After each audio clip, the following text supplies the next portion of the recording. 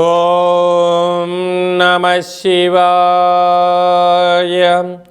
ఓం నమో నారాయణాయ. కర్మ నివారణ నరదృష్టి నివారణ కాళభైరవాయ నమో నమః.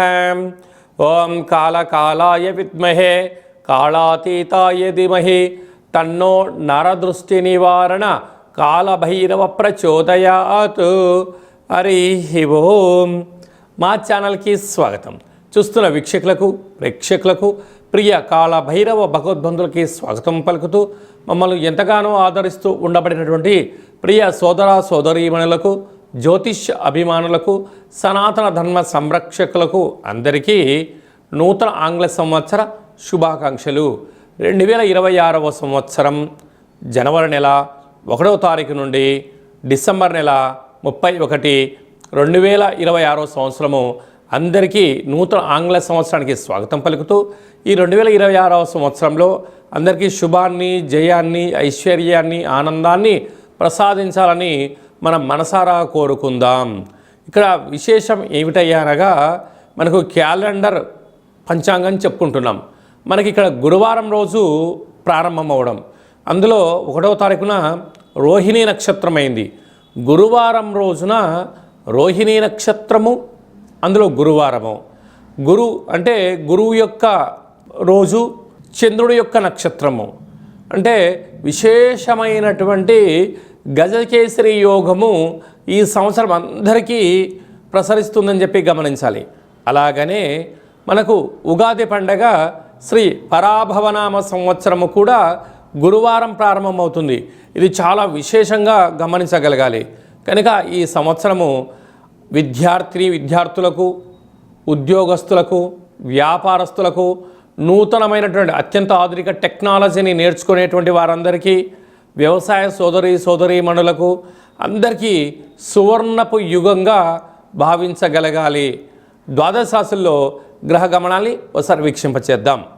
మిథున రాశిలో దేవగురు బృహస్పతి సంచార స్థితి, సింహరాశిలో కేతు సంచార స్థితి, ధనుసు రాశిలో చతుర్గ్రహ కూటమి రవి, కుజ, బుధ, శుక్ర సంచార స్థితి, కుంభరాశిలో రాహు సంచార స్థితి, మీనరాశిలో శని భగవానుని సంచార స్థితితో ద్వాదశ రాశుల్లో గ్రహ గమనాలు ఈ విధంగా ఉన్నాయి. తులారాశి వారికి ఒకవైపు 6వ స్థానంలో శని భగవానుడు సంచారం చేయు కాల సమయంలో నూతన ఆంగ్ల సంవత్సరం నుండి మరియు ఉగాది పండగ నుంచి ఆదాయ వ్యయాలు ఎలా ఉన్నాయో ఒకసారి తెలుసుకుందాం. వీరి యొక్క ఆదాయం 5, వ్యయం 14. చూడండి, 6వ స్థానంలో శని భగవానుడు సంచారం చేయనప్పుడు రుణ సమస్యలు, రోగ సమస్యలు, శత్రు సమస్యలు, నిత్యం అగ్నిభయం, చోరభయంతో మానసిక వేదనకు గురయ్యే పరిస్థితి చాలా అధికంగా ఉంది.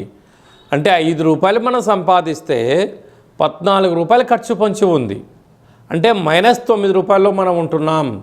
ఇలాంటి కాల సమయంలో ధర్మబద్ధంగా ఉండడం, భగవంతుడు ఆరాధనలో ఉండడం, ఖర్చులు తగ్గించుకోవడం, విందులు వినోదాలకు, మద్యమత్తు మాంసాలకు దూరంగా ఉండడం, సత్ప్రవర్తన, ఆరోగ్యము, నియమము, నిష్ఠ, పెద్దవారితో సఖ్యతగా ఉండడము, తల్లిదండ్రుల మాట వినడము, విజయానికి కలిగించేటువంటి సూత్రాలను పాటించడం వలన ఖర్చులను నివారించే పరిస్థితి చాలా అధికంగా ఉంటుందని చెప్పి కూడా గమనించాలి. రాజపూజ్యమారు, అవమానం 3.